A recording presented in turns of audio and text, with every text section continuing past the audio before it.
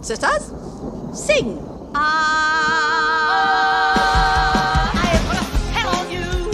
The Sanderson sisters are having so much fun. This is such a loving sister relationship, but it's also super abusive. They hit each other all the time. Winifred is rude to her sisters, but she also loves them dearly. They have certain big traits, but the more you watch, there's complexity. Fantastic, fantastic movie.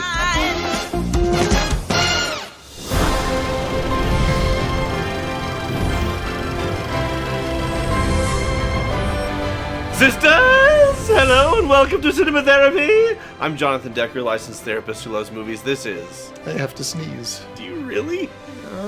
It's because I cursed him! I'm Alan Seawright, a professional filmmaker who needs therapy. And today we're going to be talking about Hocus Pocus. Horcus Porcus. Fantastic. Although there is one criticism you have that I think is valid before we even jump into this. Yes. Most of the time, I criticize films because, we just shoehorned a musical number in, and it kind of didn't fit, or, it's a musical, and this is part of the musical, but it doesn't work for the movie. Wrong.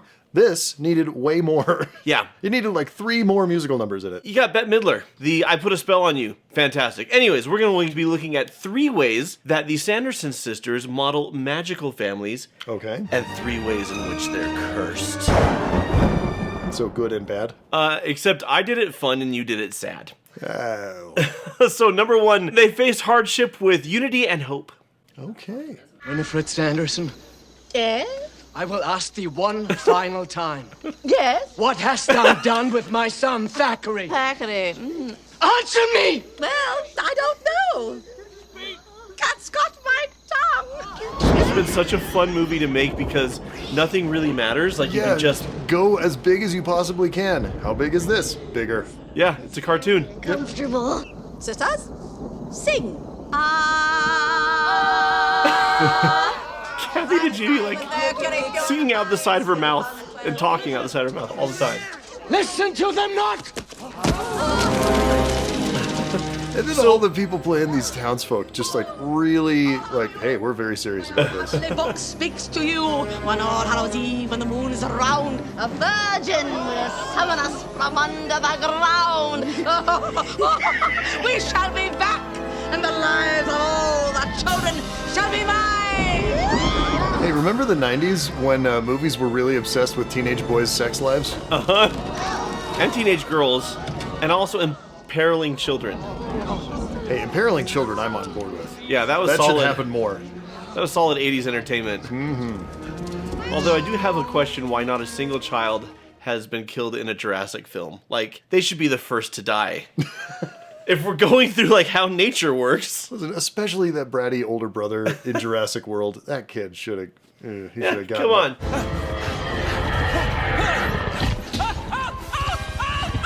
Well, what I really like about this is they're facing execution. They sing a little song. Yeah. They look on the bright side, and they find a solution, Sure. And they still got killed. They still got killed, but they know that they'll be back because they have Book on their side, and they've got... Okay, so... You are way too good. At early 90s Bette Midler. I'm literally trying this on camera for the first time. I haven't even rehearsed this. To your point about the villagers playing it serious, everybody around the witches give the film its menace. Yeah. Because everyone's scared of them, and so it's just scary enough to feel like a Halloween movie, but then it's so slapstick and silly. It's a live-action cartoon.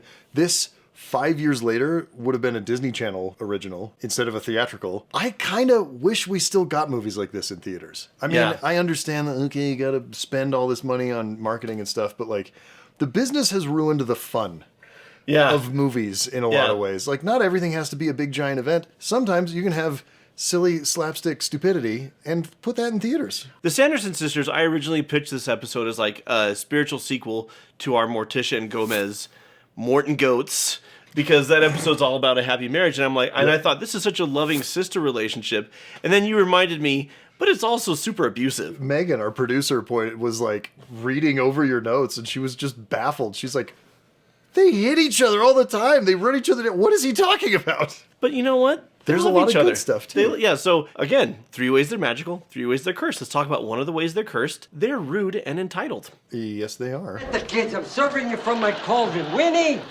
I love Gary Marshall. Master, I thank thee. Miss that guy. We'll get to the book later. Mary, go long! You could be a tight So end. essentially, they think this is the devil's house. Master, would thou dance with me? A torture chamber. Obviously, they're new to the modern world. But essentially, they just make themselves at home without being invited to do so, do whatever the heck they want, including quasi-seduce the husband. Master. I mean, a Disney version, right? But still. Yeah. That's it, party's over! Get out of my house! Get out of here! The comedy's so broad in this movie. And frankly, that joke doesn't work. She doesn't understand what a remote is. Why would you think it would control people? Master in such a manner. They call me But because everyone's having so much fun, it really doesn't matter. Doesn't matter that the joke is dumb. Clark face, take your Clark bars and get out of my house! Make us. Funny bunch. Ralph, stick 'em! Like, what is even happening right now? They're terrified of arguably the cutest dog in the entire universe. That's just a good boy. What's really fun about Hocus Pocus is moments like this, because there's plenty of stuff in this movie that's very clever, very witty, or it has a little bit of an edge to it. This is just silly. Yeah. This is just ludicrous. And with a different cast and without Kenny Ortega, this moment in the script lands like a thud and it's a deleted scene. It does work. It's just bad and it doesn't work. But you've got that cast, and you've got Kenny Ortega just embracing all of the 90s schlockiness. There's a reason we ended up the way we have, guys. Hey, and welcome to Cinema Stuff. I'm Cinema. I'm Stuff.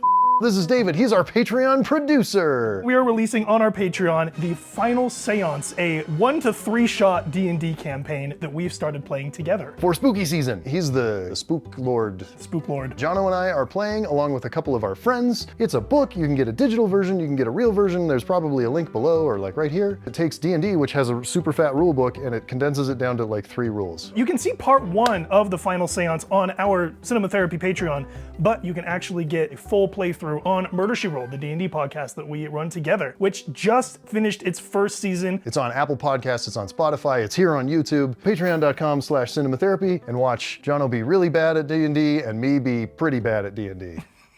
They do okay. I'm gonna try to kill them both, though. A way that they are magical, they work together and patiently accept influence.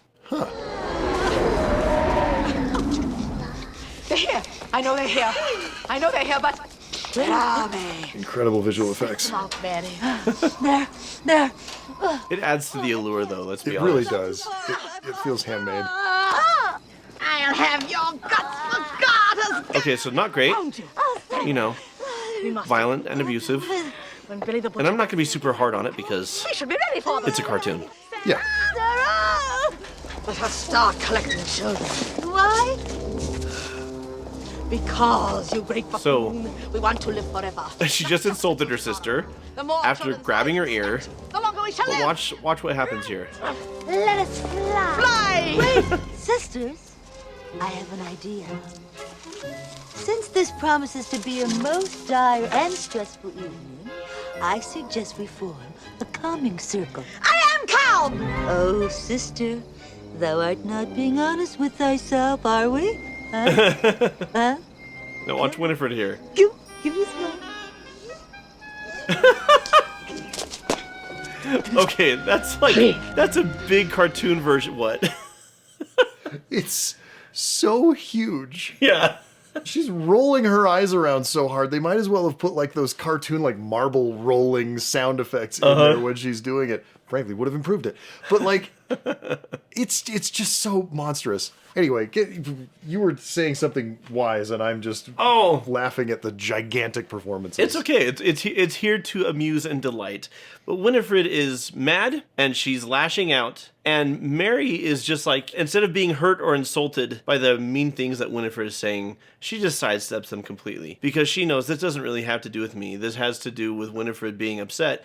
And let me see what I can do to be here for her. Right. So suggesting the calming circle, and then Winifred accepting the influence. It's big, like you said. It's cartoony. Oh, yeah. But what's happening is I'm taking stock of where I'm at. I am calm. I'm not calm. This is a good idea. Like, if you break it down to what that looks like in real life, that's actually a beautiful thing if you're upset and someone says, come on, let's breathe together.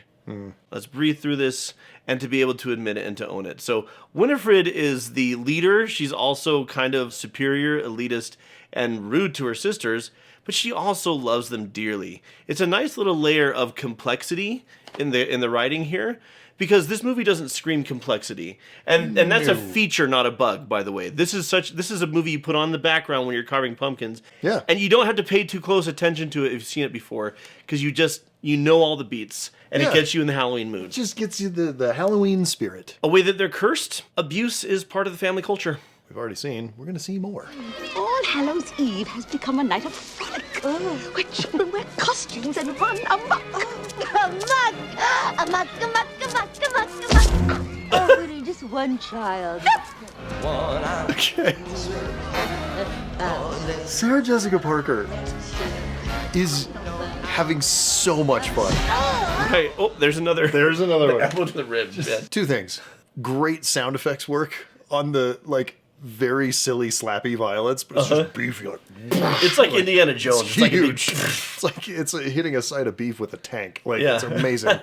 And then Sarah Jessica Parker understanding the assignment and just eating. Yeah. The scenery, the everything. Like, what fun to have to be like, hey, Bette Midler's going to do the biggest thing she can possibly do. Yeah. My job, go bigger than that. Yeah.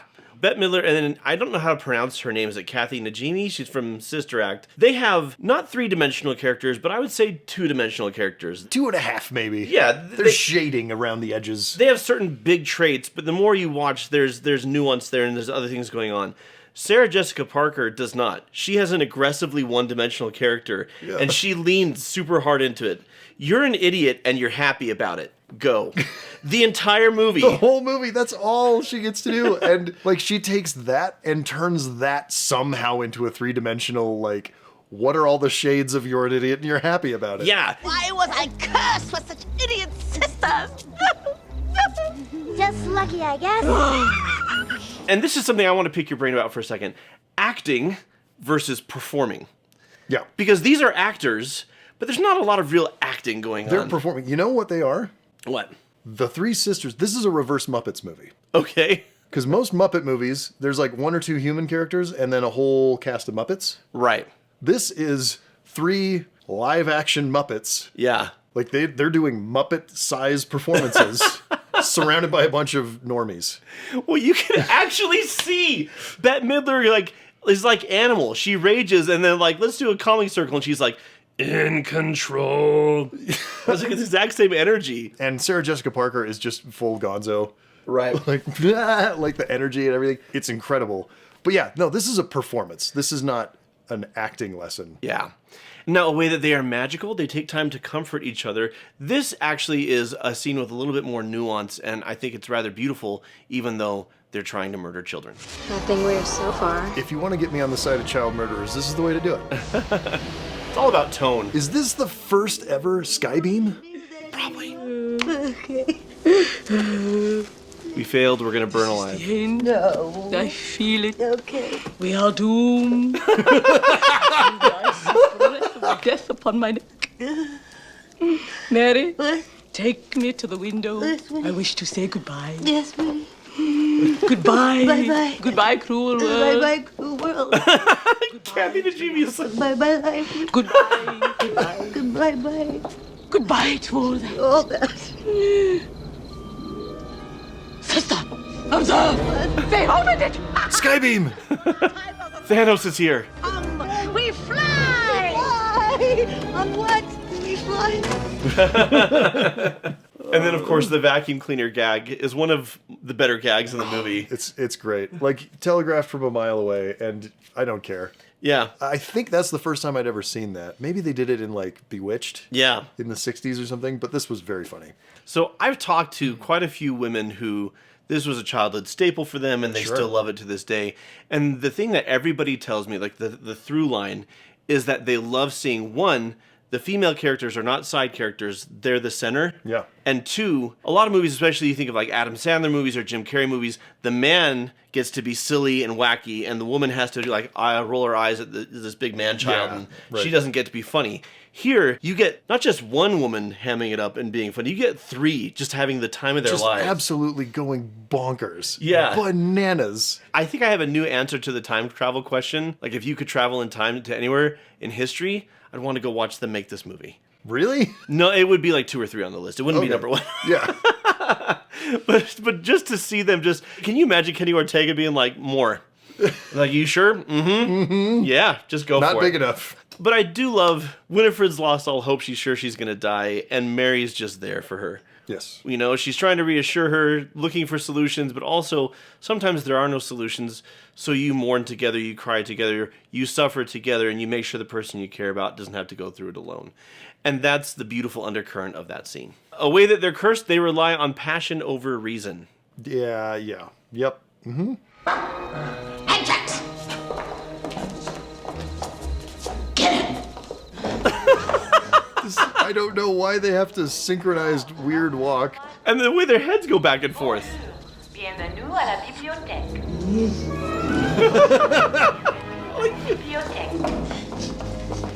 So iconic. Just unbelievably humongous. And I don't think these look like clothes from Salem in the 1600s or whatever, but amazing wardrobe design for this movie. Yeah. Because that's not the point, to be real. Lured in. They've been duped by their own hatred. They want to destroy these kids so badly. And because it's the 90s, we're going to roast them alive. Yeah.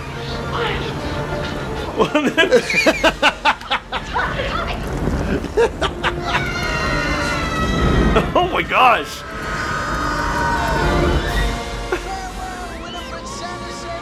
And just some great 90s VFX work, man. Like, does it look realistic? No. Does it look great? Absolutely. Yeah. I love that goofy green cloud that's obviously shot on a different day and it's going up and hitting some piece of glass and spreading out. Like, who cares? It looks amazing. So we've got a sliding scale of intelligence here. Like, Winifred is actually smart. Sure.